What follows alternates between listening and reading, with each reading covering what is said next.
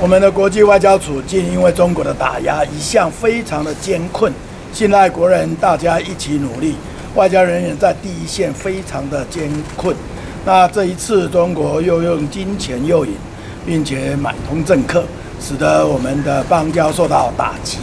但国人在此时更应该坚定团结一心，大家一起为捍卫台湾的国际空间，跟我们的国际友谊再继续努力。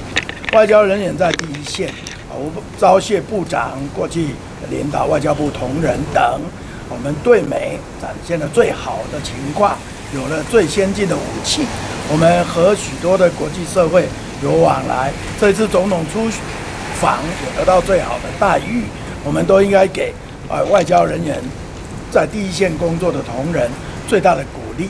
至于外交人士是总统职权，我们都尊重。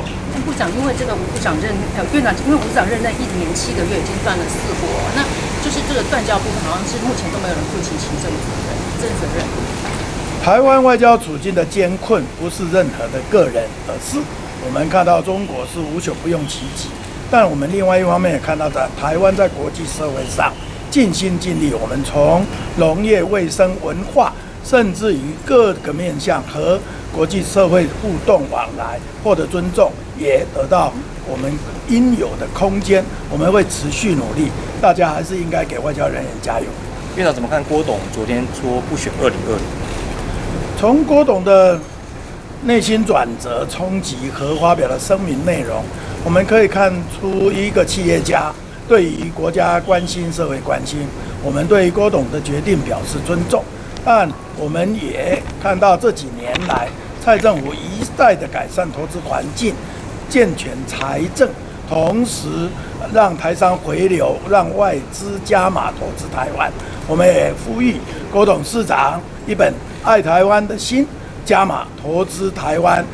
同时，我们当然也看到有很多地方还需要进一步再来改进，但我们也希望大家一起来努力，让台湾更好。院长，这个法案这3个就是要求说，我们必须先撤回才有办法上台。